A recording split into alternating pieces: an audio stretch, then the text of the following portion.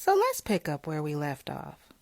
Did a history on him. He has anxiety. All right. This is his first wedding. And I'll be honest with you, throughout the planning process, I never really saw this man.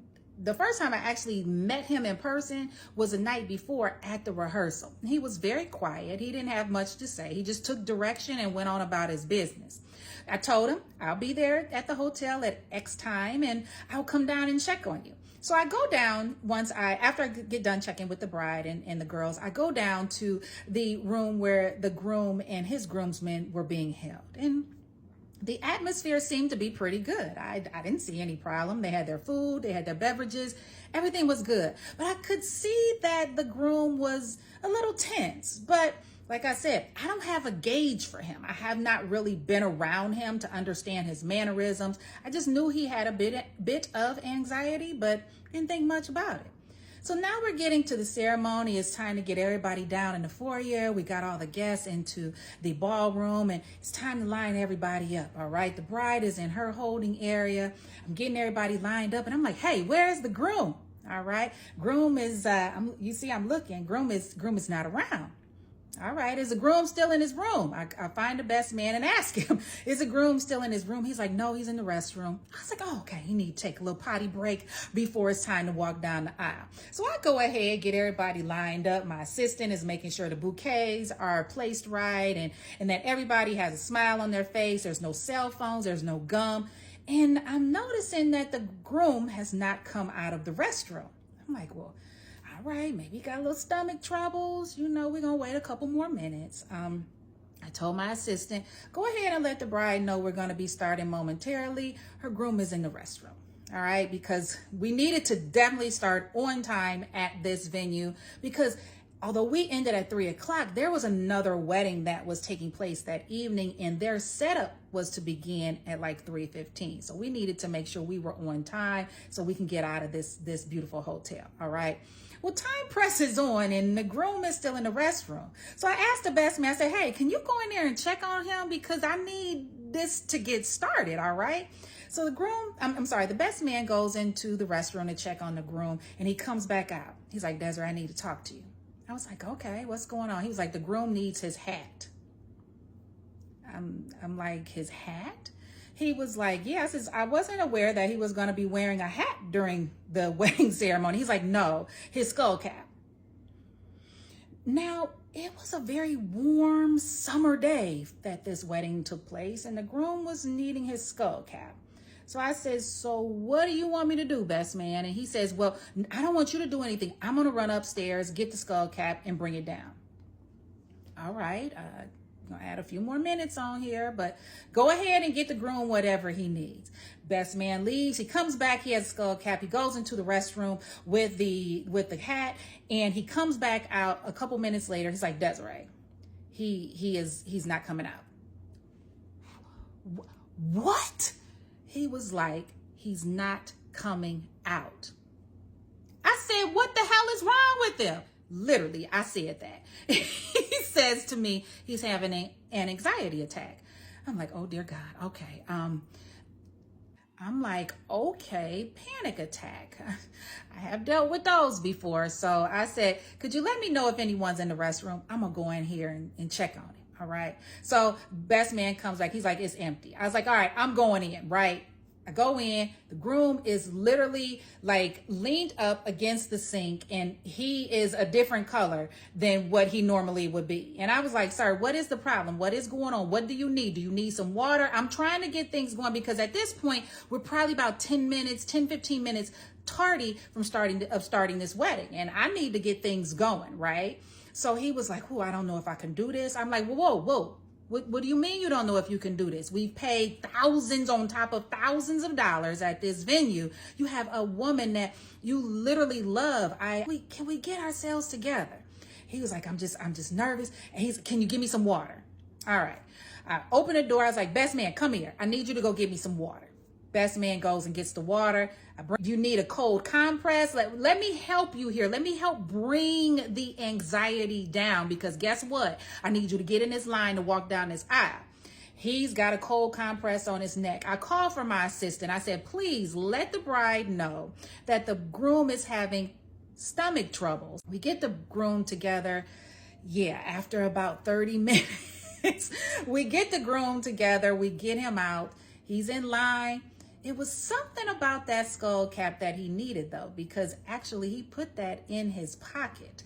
I guess maybe it was his like security blanket. I'm not sure. I digress on that. Not gonna add any more comments, but he put it in his pocket, and we proceed to move forward with the ceremony. The bride comes out in her beautiful blush colored gown. She's got the bouquet in hand, and she's walking with mom and dad. And I always tell them, hey, let me get your veil fixed, your bouquet placed. And I'm like, Mom, are you feeling good? She's like, yeah. Okay, ma'am. It's wedding day. We could be a little happier. They about to start taking some photographs of you. So I'm going to need you to smile, put a little smile on your face. Dad is smiling. He's oblivious to what's going on. And I get them down the aisle. Ceremony takes place. All is well. They are married. They are pronounced husband and wife. And then they exit out. We go take them into the holding area just so we can kind of get the guests into the foyer and make the change, the flip into the ballroom, because that's where the brunch reception was going to be taking place. Mom pulled me to the side once we had finally got the couple into the room, and she pulls me to the side and she says, Desiree. I'm like, yes, ma'am. She was like, I got a problem with you.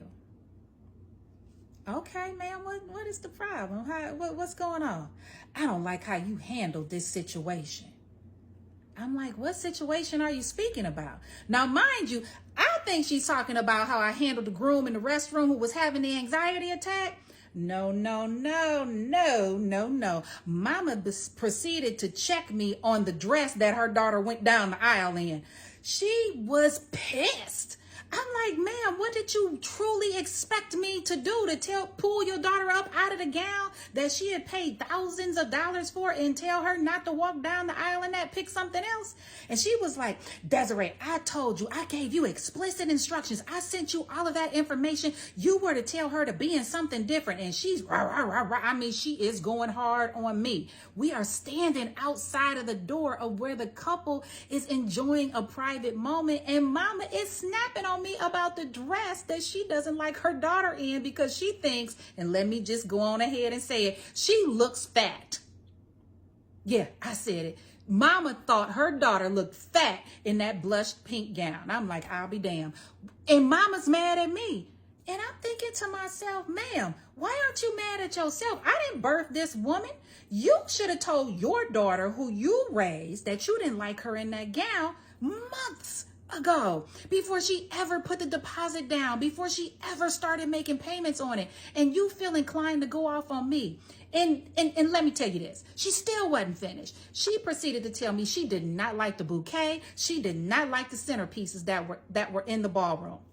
And I'm like, what is the problem? She's like, I sent you all of this information. You did nothing with it. I am her mother. My opinion should have been taken seriously. And she's going on and on and on. I'm like, oh my God, mama is mad. And listen, it's hard when moms are mad at the planner, okay? If you've ever experienced this, a mad mama on wedding day is not a good thing. And I don't like to be around it, real talk. So I was like, okay, ma'am, I understand what you're saying.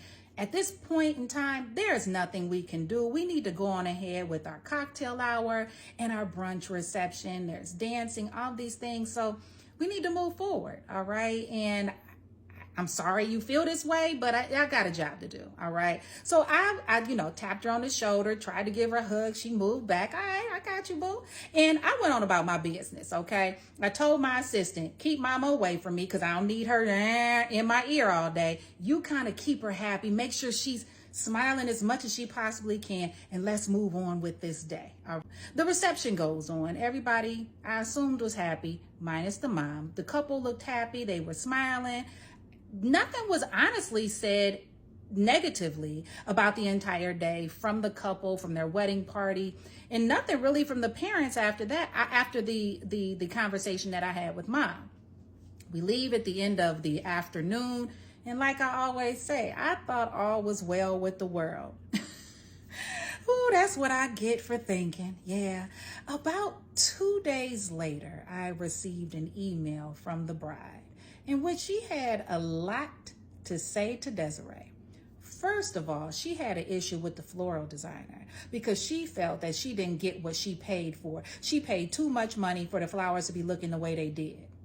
Now, I was a little thrown off by that because the floral that were present on wedding day looked exactly like the florals that I had presented to them in the lookbook.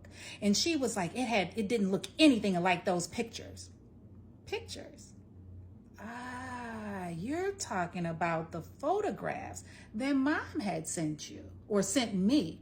I'm like, okay, well, that was never told, nor was it going to be implemented by the floral designer. And we had a mock-up. We had all of those meetings. You never said you wanted anything changed. So I just checked that off as whatever. I'm not about to worry about it. Then she goes on to talk about the flow of the event. She felt things, started late. Well, yeah, because your man was in the bathroom having a panic attack. My bad. Girl, he almost wasn't about to marry you if I didn't go in there with some water, a cold compress, and a Scully. Anyways, and then she had the nerve to tell me, this one was funny. She had the nerve to tell me that she didn't like what the DE team had on.